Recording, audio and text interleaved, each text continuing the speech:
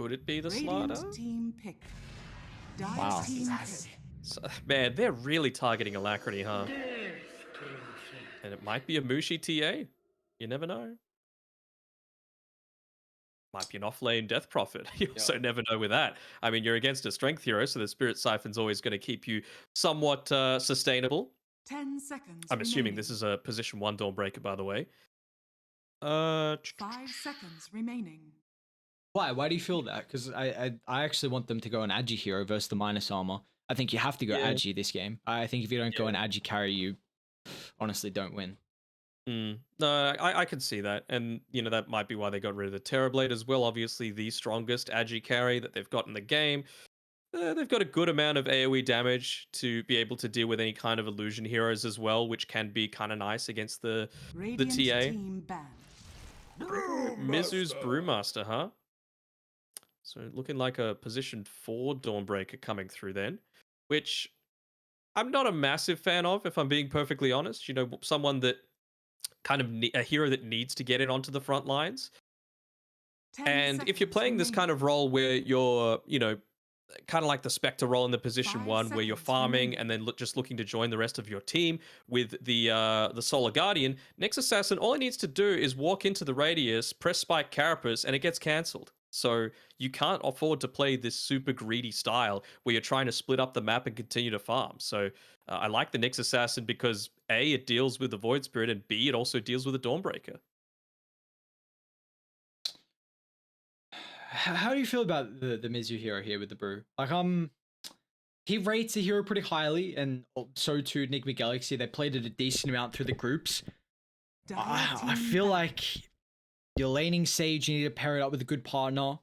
I mean, you now more than likely see, I think the potential for TA being side lane is a lot higher. They're actually still banning out carries, so just in case. But like, I wanted a hero to be more active early and not as cooldown dependent for Mizu, because I think you just got to play aggressive on TA.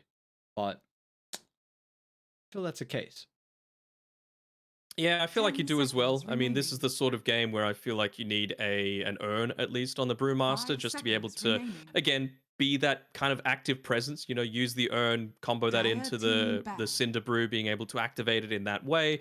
You can also then just use the Fire Panda, so that constantly just standing on top of the TA. Use the Wind Panda to lift the Death Prophet into the air, get rid of a lot of their team fight potential. Try and kite the fight away from where the DP is put up into the air. So, 10 I mean, seconds it remaining. feels okay in a big team fight setting, but I'm still not seeing how they're ending 5 the game. seconds You know, like remaining. that's the big issue for mine. And I mean, you never really want to just be playing around the rest of your Radiant team as the team pick. Dawnbreaker. That's the thing. So right now, for mine, they need ways to try and find this Nyx Assassin and kill him, and then take a team fight with the Dawnbreaker, so that you aren't getting interrupted, so that you're actually able to have some sort of a game. Are there any holes you feel like 10 Boom have seconds to remaining. fulfill here with their last pick? Their catch isn't great. 5 It feels seconds like they are remaining. very counter initiation responsive, but also they're a team that can just stand and take towers as well, right? You have to deal with a TA pushing you. You have to deal with a Death Prophet pushing you. You aren't going to be able to have that Dire Dawnbreaker team for the pick. initial burst because of the Nyx Assassin. So, yeah, again, something that just kind of makes it hard for the enemy team to walk up into you and prevent what you're trying to do, which is stop the push. You know, anyone walks forward, they're just going to get static linked, and Razor's going to keep chasing him around with the assistance from the Snapfire as well, just for 10 that extra seconds layer of remaining. mobility. Drow Ranger. You may now select your I heroes. saw your I face. mean, well, It's not a no, bad but game. this game is different. This game is a lot different from the last time we saw it. You were like, "This is a great Drow Ranger game," I and it didn't was say against great. a Hang on, Pango. hang on. Roll the clip It was back. You're against a throwing me under the Drow. bus. It was against a You're throwing Void me under Spirit the and a bus. Pangolier. Hang on. You liked Chat. the Drow. Danog speaking a bunch of shit right now. I said it You was a predicted good for the Drow team. game. You predicted for the team with the Drow Ranger, and Yeah, I I'm said it's gonna not do it going to work. again.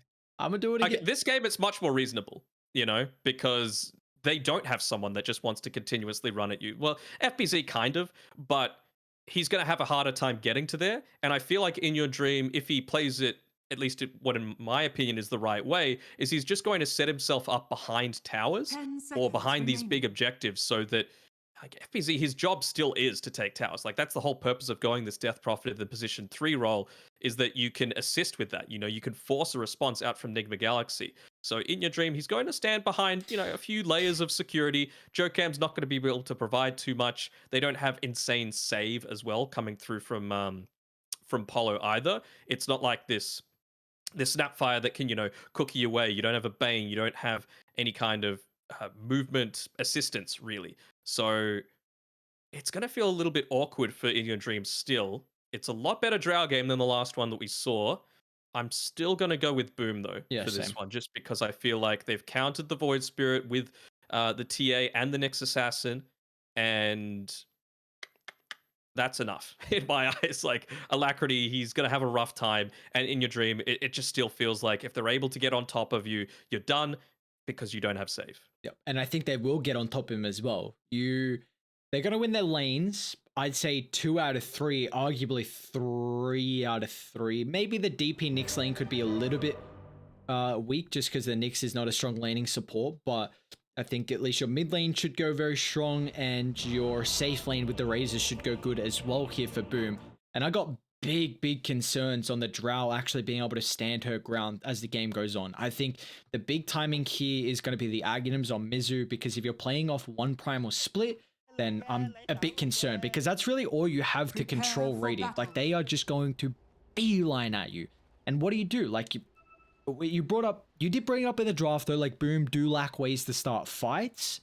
So this is going to be, you know, getting a pick off, or just they'll force fights by taking objectives. That's how they'll get the enemy team to actually come at them. It's just a question of if Nigma Galaxy can set up that blockade, and I think it's going to take way too long and way too many items to protect In Your Dream. Well, they've already spotted out the Observer Ward that was placed down by Alacrity there, just using the smoke to get to lane a little bit sooner. Tims is kind of going to fake it out, making sure that they don't realize that they had the Observer Ward up previously. So that might even get them a little bit of a free D ward without their ward being spotted out as well. Again, I don't see any sentries being popped down in this small camp. Tims is actually the one pinging it out there, saying, let's make sure that they don't have the freedom to walk up into this area and look to block our TA's farm for the mid lane. Oh no. 1 D ward. Please don't get the other one. Just not a good start. Not a good start to the game. Okay, so Mizu's got boots already queued up. I was intrigued if he was just gonna go starting item boots, just try and play away from the Razor. I mean, he might just have to go Drunken Brawler to play the distance. I guess maybe he's laning with Jokam. He's got the Stroke of Fate to be able to pop us in the brew. Yeah, maybe. Oh, you think that's how they played? I feel like you have to Stroke of Fate, then try and Drunken Brawl away from the static link, and then you can see us then. Jokam, he's looking to try and get a Observer Ward D Ward off, but yeah, there goes the Lakard Matatag immediately afterwards, because he went and denied his own Observer Ward, so not giving up any gold in the process. They're actually going in on Mizu already. Yeah, I don't know about the Thunderclap level 1. You have no lane. Against a Razor, yeah, it's you probably don't want to be walking up into that. Well, yeah, I mean, Brew's not the greatest laner, and you're up against a Razor who's quite the lane dominator versus the melee heroes. Mizu's just gonna have to try and, I mean, I think really you go Drunken Brawler level 2 and you get boots at an early stage, and already they're seeing that. So Jokam just has to pull the creeps. We've seen them do this a lot on Nigma Galaxy. Like, Mizu doesn't have the greatest lane. Jokam, you know, just pulls the creeps all the way around, and somehow still Mizu gets a decent amount of gold. So we'll see how much this can at least enable the Brewmaster. But how's mid lane going at the moment here for Yopaj and Alacrity? Pretty standard. You know, super early on, Yopaj doesn't have the greatest number of charges in the refraction, so you are still able to burst through it, try and trade. You know, a couple of times a creep will hit you and get rid of one of those charges. So Alacrity is going to be fine for now. I'm just worried about how it's going to progress, because, you know, of course, Yopaj is just able to walk back on in to his jungle and pick up a few kills for himself. They're trying to make a bit of a play here onto Tims. At least In Your Dream has got this tanky Dawnbreaker on the front lines that's going to be able to, you know, soak up a lot of the harassment that tries to get in onto him. But I'm just worried about how it's going to progress to the super later stages. I like the fact that they've made it a position 5, though, considering the fact that your ultimate is basically going to be useless. So better that be the one that has the least amount of farm. Bucam, a little bit of damage being dealt on top of the Grimstroke. Mushi's going to try and find the kill before he dies, and well, fortunately, the burst is there, so alright. It's a replay, game 1. Yeah, not what I was honestly expecting for from this lane, but now we'll give a little bit of breathing room, honestly, for them to maybe get that creep equilibrium and some free gold before Mushi comes back. I want to head back top and just, you know, ask, do you feel like Polison, is this an Orb of Venom lane here for the Dawnbreaker? Like, can you use the double slow from the Drow as well, the Dawn, just to kind of, you know, poke and prod from afar, or does he need a bunch of stats here to play this lane and regen? I feel like the stats aren't incredibly helpful whenever you're playing as a Dawnbreaker. For mine, stats, of course, it's used for trading somewhat, but for me, it's more about just trading last hits as opposed to trading right clicks. So, you know, if you're just trying to bully someone out of the lane, it's much better to have the movement speed so that you can get the better end of that. I did see as well in game 1 the emphasis that Skem put on trying to block up these camps. That's something you need to do 1000% against a Templar Assassin. And well, they haven't done so just yet. But I mean, leaving in your dream without having creep equilibrium is going to be a bit awkward. Maybe Polison might think about rotating with the water runes coming up shortly to enable Alacrity. I mean, Alacrity had the freedom. He looked to spam out that wave a little bit, make sure that Yopaj wasn't able to increase his net worth lead too much in this mid lane, and went and took his bounty rune away as well. So nice little play there by Alacrity. He's still getting a lot of harass coming through from Yopaj, but at least with this Void Spirit, it's not like a Void Spirit. You know, he's going to max out the Resonant Pulse and get a lot of that physical damage block. Radiant's courier has been killed. Already one stack now made from Tim's. And FBZ is not easy to kill off at all. I mean, we saw yesterday max death profit, and my god, that was a incredible performance. It was a position 2 instead of the 3. So how do you feel like maybe the itemization might be different here from FBZ this time around? Not too different in my eyes. I mean, he's going a Ring of Basilius, is he? Has he got that coming out to him? Or he's switched up to the Power Treads just now? I mean, I feel like you just need to be able to stand there and, again, force them to come into you. Be as hard to kill as possible. So, you know, most of the time you see a Death Prophet go into something like the Phase Boots instead of the Power Treads, but maybe he just wants the extra stats. Oh, what a stun. Tim's locks onto both of them. FBC still bit of issues right now with the movement speed still, and they're actually going to turn it back around on the Death Prophet. The creeps will get the last little chunk of damage. In your dream, still got the Tango region and the Selves, so they'll turn it back on Tim. Spike Carapace still on cooldown, and without that extra ability, it's going to cost him his life as Polison and co get 2 kills up top. 2 very important kills as well.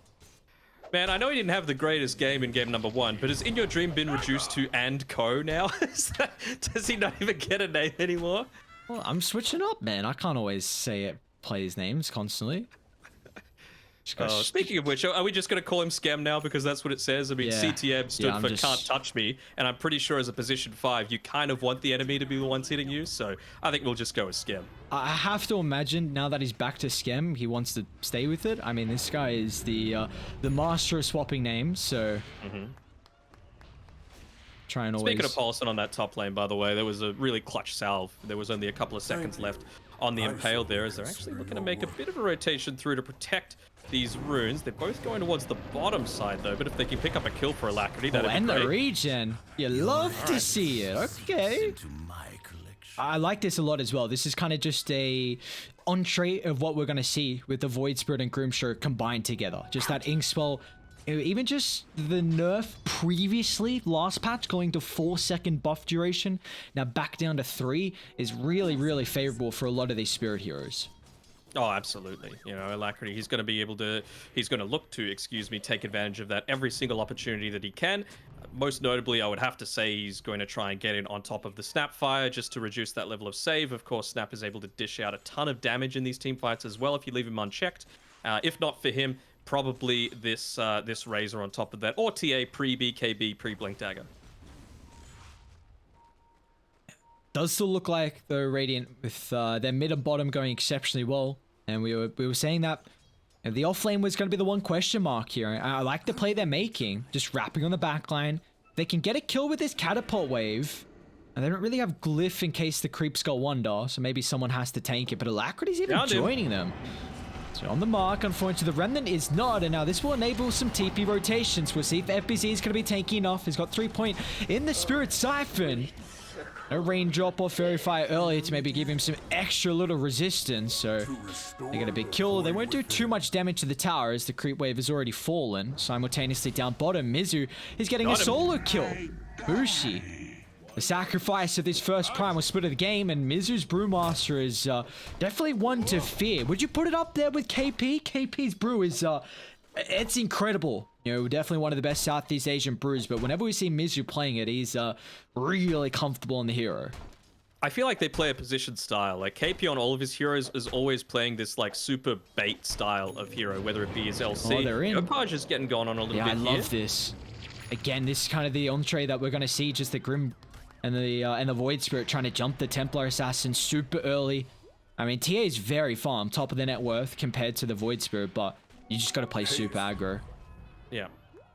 But yeah, Mizu doesn't play the Brewmaster quite like KP does. You know, he's much more about that team fight presence and being able to initiate team fights rather than enable his team to counter initiate. So which style is better? Who knows? But if he's able to win this game for Nigma Galaxy, I'm sure a lot of his fans will have a lot to say about it all. There's that Urn as well, just the easy pop of the Cinder Brew. So let's see if he can get in range. Yes, he can. Inks well done. Mizu. Enko. See, a Ko is at least multiple. I only had the issue with the Adco because it was one other person. Yeah, they, I mean, really, I'm surprised Mushi those 2 deaths, but this is getting Mizu closer and closer towards the Spirit Vessel, which is an incredible Vessel game. You know, against someone like the Death Prophet, even just, you know, the TA as well, trying to burn out those refraction charges. Dire's top tower is under attack. It is going to slow down the Aghanim's. I mean, we see, you know, we're speaking about KP earlier. He's a big fan of like the Urn minus into the Ags. Mizu, pretty sure just likes to rush the Aghanim. So it is going to slow down that timing here. But with the start that he's had, I really was not expecting Mizu to have this good of a time.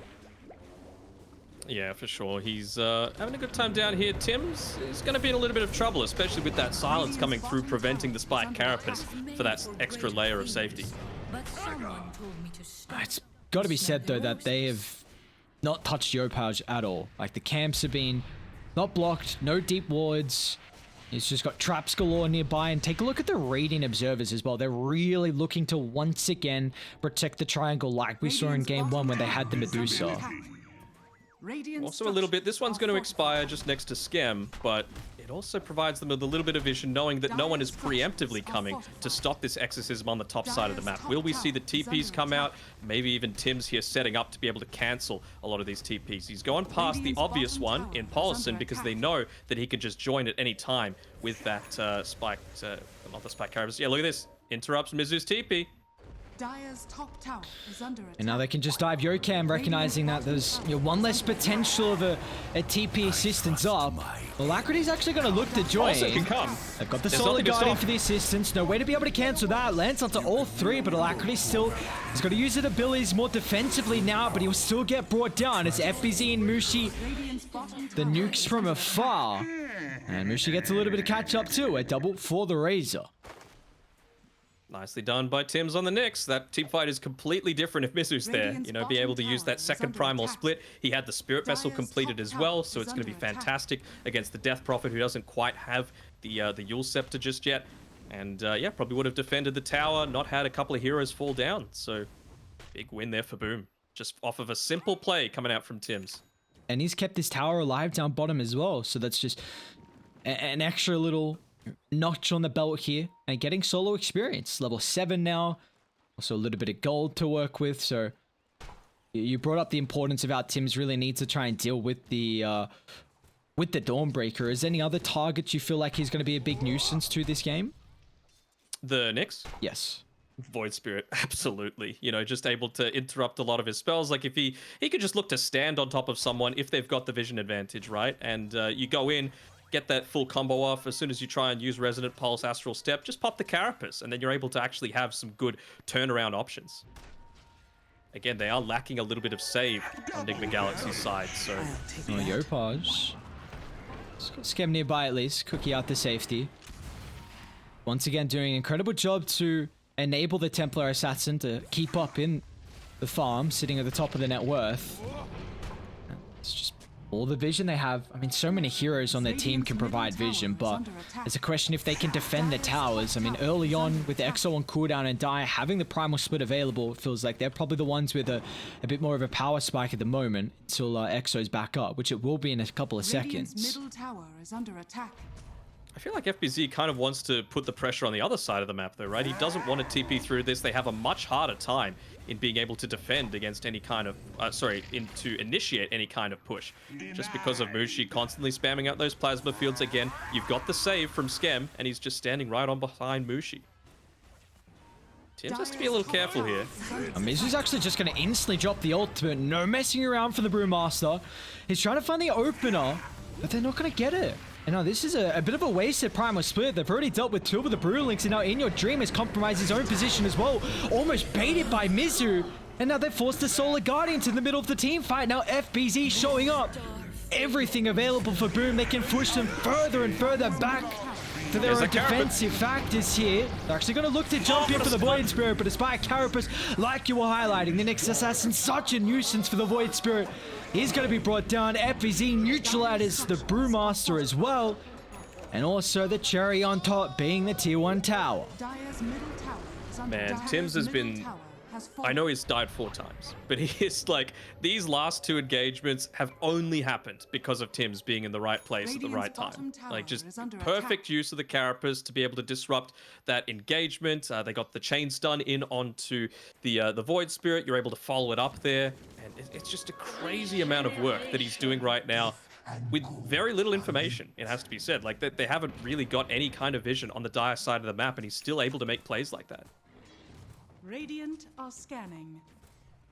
I mean, it's top 3 heroes in the net worth. Again, Yopaj has to be said. I'm going to keep harping on it because they haven't dealt with the TA. He's top of the net worth. Deso Rush, Blink next item. One pick-off, they could maybe just go into Roche. Do you even wait for it? I mean, they use Primal Split and Solar Guardian. Yes, you don't have Exo, but you've got no point Low Shredder. Okay, maybe that'll be a little bit of a deterrent. Yeah, also, again, like I've been saying over and over, Skem is playing the saving role this game. So I don't feel like the Medallion of Courage is going to be able to do that much for that. So you can see he's just going into a different style of build. He's going into that mechanism just so that whoever gets gone on, you've always got the potential to get your positioning right and turn the team fight back around in your favor. Dire's top tower is under attack. Just really feels like though everything's lining up for Boom. It's at the stage where you've got the net worth lead, the map control, towers in your favor. Mushi maybe getting a pick off down bottom as well. Mizu honestly is probably forced to pop the ultimate, and he'll use it defensively. Simultaneous mid lane, another fight breaking out. And I saw behind there being able to find TA without any refraction charges, but Alacrity still has to be so cautious of how long he sticks around thanks to the burst on Boom. It's out to safety at least, a force, but Alacrity still without any Astral Step charge. He's going to go for a blind TP on the higher ground. One more right click. Not fast enough. They'll just look to turn their attention to Yokem, who also makes it out. Wait, they want to right click him? They lose vision? What just happened? I don't know. I was watching the bottom side of the map to see if there was anything happening towards there. I mean, Tims, again, is just being so patient with not wanting to use the Spike Carapace. Ends up getting Mushi killed that time, but obviously just a little bit of an outplay happening there from Nigma Galaxy. They always want to be able to protect against this potential for the Dawnbreaker ulti to have a key factor in these engagements. And, well, he's got the Drum of Endurance. Not something that you see super often. But it does give you a way to get onto the backlines. You know, it gives you that little bit of extra burst of speed that you might need to actually, you know, look to take out the likes of the Snapfire. Oh, well, bye-bye Roche. Bye-bye Grimstroke as well. How has DD been untouched through, like, so many patches? Everyone's calling for this just to be nerfed in some way. It's so stupid on Roshan. Mizu Now they're actually looking to try and penalize them. Boom have definitely compromised their own positioning, are way too deep in the territory. Death Prophet's going to get all the healing back. I don't know if that's going to be enough to keep him alive. Mushi will look to show up as one with the higher ground. They force them further and further away, but Nigma Galaxy, they don't have the numbers. A Void Spirit brought down. Yopaj a triple. Mushi's going to look to make it a team wipe as well underneath the tier 2 tower. It's all Boom in this second game. It's all Boom for sure, and yeah, they're able to make that turnaround happen. It was a really good use of the Spirit Vessel as well by Mizu, timing it perfectly for when all of those spirits returned through to the Death Prophet, allowing them to get the kill, but yeah, it's way too much. This Drow Ranger just feels incredibly underwhelming with the amount of damage that you're able to output in a lot of these fights. Like, sure, he did about 3,000 in that previous one, but you're against a TA, you're against a Razor and a DP who, by this point, have built up enough farm that they don't care about you all that much, and it's only going to get worse. You know, you've got the Blink Dagger being queued up by the Death Prophet, which, of course, you just want to be standing on top of the Drow the entire time, and Gust isn't even going to save you once you pick up that BKB either. So FBZ's role is going to change from Tower Pusher to Drow Nullifier as soon as he picks up those two items. I'm just such a fan of how they're itemizing on Boom. It's just go for a couple survivability items and just run at them. Utilize this timing with TA's first ages. You're going to combine that with, I think, three BKBs. Honestly, I'd really like to see them hang on for the next like 2 minutes or so and let TA find that farm. FBZ's a bit away, he needs one more component. Mushi's pretty close as well. So yeah, you're chilling, guys. You got 6k lead. I mean, Mizu's ultimate's been forced out once again down bottom, so another wasted primal split. It's just, these item timings are just going to be so perfect here from Boom. They just read the game. They know we can run this over if we build defensive early. We're going to get our damage through our items. Now, you don't want to blow the Aegis. Like, that's a different story. Exo as well. At least FBZ swing on over. Very early use of the Exism. It's going to push them back. Oh, you're happy with that if you're Nigma Galaxy. Now no Aegis, no Exo. They have a smoke available? Yeah, they're Polison's pushing got a little two. bit here. The boys are joining him. Tims and Scam looking to join in with this Exorcism push. I'm not sure how aggressive you could look to get here, Alacrity. Just gotta be cautious. That was yours.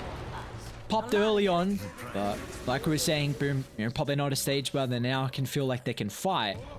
Now, a bit of a window for Nigma Galaxy. Let's see if they look to, you know, combine mid with the Drought to get a tier 1 tower. Really important. You get some form of map control now. I really like this itemization from Jokam as well. Almost all the time you see these Grimstrokes, they just want to get an Aether Lens. You absolutely need a 4-staff this game just to be able to, you know, give that little bit of a space break, make sure that your life isn't being given up for free against the likes of the DP, the Razor, the TA. So I feel like, you know, survivability is the key, especially since you don't have that save that I keep talking about. Going into the Aghanim Shard next as well on Jokam, also like that.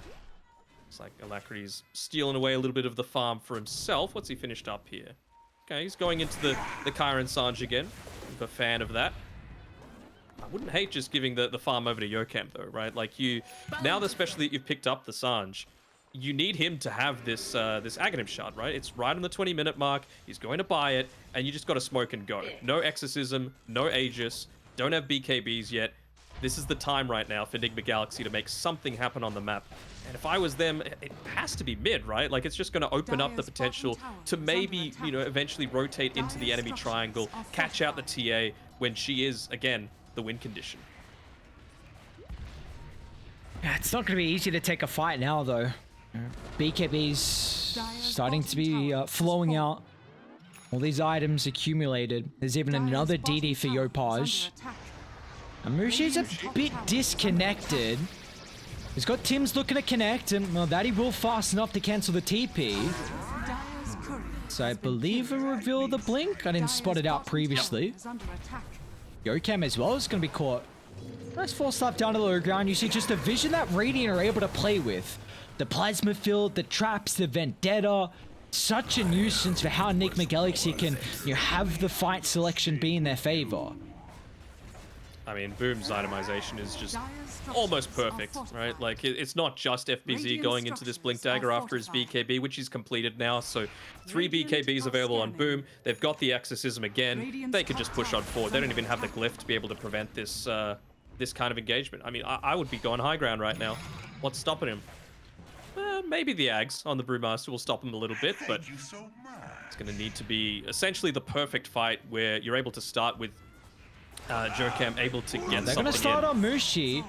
Might have to force an early BKB. That he would do. Now they're going to jump the back line as well. Just dealing with Polison. Almost the side blade spill kills off the Drow as well. So they can't really utilize the first split. And now especially with the Exorcism, it's going to force Nigma further and further away. But still Mushi needs some assistance. He'll get it thanks to the cookie. He's out to the western side. Nigma need to rally around their high ground. But you also need to come up with a defense too. Exo, double damage. Not an easy hold. And they just killed Mizu, the Brewlings. He wasn't able to get off that second Aghanim Scepter, so...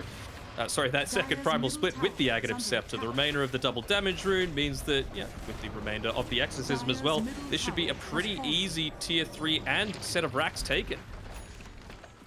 They're gonna back off. Oh, yeah, they didn't even use the BKB, didn't even realize that on FBZ. Also didn't use Yopages either. Like, that's how strong of a position they're in right now, that they can just ball up, go on forward. Mushi, sure, he's playing the quote-unquote position 1, but it's already great to see that they have the flexibility to change up their... He's really far on the front line here. Still's got a BKB. Look at him just stand his ground. Artillery from downtown. The spike carapace too. Oh, Tim, you genius. Oh my lord. Boom. Have their number well and truly. Tim's is nutty, I'm telling you. Like, just the amount of small things that he does that make a huge impact in the game. Another carapace, man. What is Tim's gonna do wrong? Catches the Grimstroke onto the tower. These are goddamn tier 4s. We're 24 minutes in. Please, please, let him live. Oh. Eventually able to get back to the base there on Mizu. He's got the next Primal Split up in 15 seconds. They were nearly able to kill him as well with the use of the DP Silence onto that last Panda. FBZ doesn't care. He's just trying to zone right now. Are they gonna do this? I mean, what's stopping them? No, Exo, who gives a damn? Yopaige so far, 16,000 net worth lead. They're going to try and find the start on the Knicks. Great silence, so FBZ will instantly push them back. Tim's was going for that next level play that I was talking about. They still want to jump. FBZ's got the BKB at the ready, but Scam always perfect positioning. And it's just, I feel like this is a big reason why we see Snap 5. Like, his toolkit is exceptional. Big team fight ulti, which you can also use for just a key pick off. A replacement, which is like pretty much a free 4-staff. We've seen time and time again this game keep someone alive. You can de-push lanes. We've also got Yopaige just diving 5 heroes right now. Classic Yapoi. Yep, lane shove, minus armor. Wait, what? It was the trap.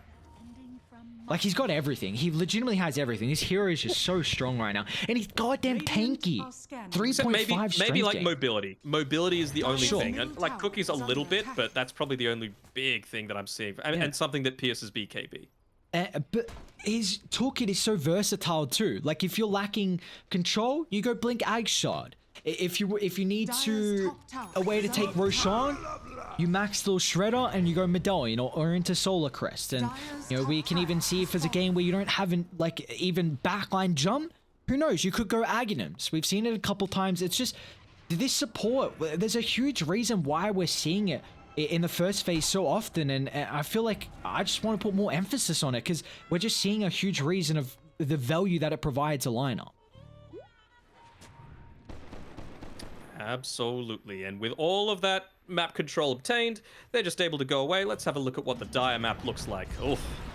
That is dark. That is dark right now. I know it's, you know, approaching winter in the northern hemisphere. Down south, it's still looking pretty dark. I mean, it kind of fits what the globe looks like, right? The Dire is the northern hemisphere. This us down in the southern hemisphere. It's looking pretty bright. Plenty of vision. Oh no. Oh no. They just want anything. Yokem as well. Even FBZ is going to jump the backline. Another team fight that's completely in shambles. As they just break the formation. All these blinks, all the BKBs. There's no way Nigma can set up. They have to play around their buybacks, but Brew doesn't have it. They'll push him Keep further running and at him. further. Not your home, it's my home now, Boom says. They'll jump in your dream. That's all she wrote. You gotta call it quit. Boom. What a goddamn convincing series. They just put them in the grave. Game 1, Game 2. This is a statement series. They are here to play. They just look a level above, Yeah. to be honest, right? Like, they're going to pop the glyph. It's not going to do anything to be able to stop any kind of aggression. Just fantastic drafting, great flexibility coming through. Yep, there we go. There was that Carapace, cancelled both the Solar Guardian and the Void Spirit initiation. Tim's god. What a pick as well. Like, that next pick is crazy. We've seen a lot of the silencers to deal with the Dawnbreaker, but to counter the Void and the Dawn, the vision to jump the Drow, I just, man, it's incredible draft as well with their gameplay. I'm a big fan of Boom. Mm-hmm. Absolutely. I mean, going into this this tournament, probably would have been everyone's #1 favorites to be able to take it out, but didn't think it would be looking this convincing, especially when we're considering this is upper bracket teams against other upper bracket teams. So maybe there should be a super upper bracket for Boom to be part of, because I think they might be feeling a little bit lonely up there because they've just beaten everyone essentially. I mean, who did they even lose to? They've lost 2 individual games, I believe. They lost 3. One was to Nigma, one was to Execration and Neon. So they've shown signs of weakness. But they've also been changing their team around a little bit, That's and they've true. done it again here with Mushi playing carry, which he didn't do throughout the entire group stage, and they've made it work, you know. And game 1 was the Deucer, the hyper carry, the win condition. He did a good job with farming, even though he died a couple of times in the early game that probably he shouldn't. And this time around, he played the Razor, and he was like, you know what, Yopaj, you do your thing. We want to just show all the teams, both in Southeast Asia as well as the world, that we don't have just this one style that a lot of other teams tend to have. You know, I'm happy to play the Razor, this more sacrificial role. And I'm telling you, man, even though it doesn't have any, like, huge counters in this game in terms of can immediately get on top of that Drow Ranger, still kind of sucked, you know? It just doesn't seem to do anything. The fact that a huge portion of your toolkit can just immediately be cancelled simply by someone standing on top of you is a big weakness. And you just have a look at how they itemized on Boom, right? Blink Dagger on 1, 2, 3, 4 heroes, plus Scam that can also help to reinitiate. But I think we might have an interview, we do? actually. Yeah, we got to go jump on over. I'll meet you over there. Mm-hmm. All right, so we should have the lovely Skem joining us. Danog, I'll let you start the questions when I bring him in. I'll do that right now. Skem, congratulations, a dominant 2-0 victory. I just want to say a big well played, and I'll let Danog start off with the questions. Hey, Scam, how's it going? Yeah, going good. Going good. Super easy one to start off with. Why back to Scam? You know, you were CTM for a long time. Now you're back to Scam. What's the reasoning behind that? People still call me Scam. That's why I just changed it to Scam. Just make it easy for everyone. Yeah. Aries and I, we were a little shocked when we saw that after the draft was done in game #1, we were like, oh, okay, well, Scam's going to be playing the Medusa. We'll have Mushi playing the Bane again, but it was swapped around. And I know you really like playing that position 5, but has this been in the works for a long time? Have you been planning Mushi position 1 for a fair bit? No, because yesterday, Abeng don't want to play with us anymore. Then I say maybe let's look for a carry. Then I play 5. Then Mu- then Mushi will play as a carry first until we don't have a last player. Cool. Looked very convincing. You got anything, Aries? I was just curious, like, how's the dynamic with Tim's coming in as well? Because I know you and Yopaj played a little bit with him over on Neon for a couple of tournaments. Was it an easy fit for Tim's coming and joining Boom?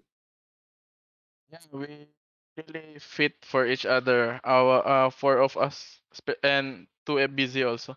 Yeah, I mean, you guys look like you're playing incredible.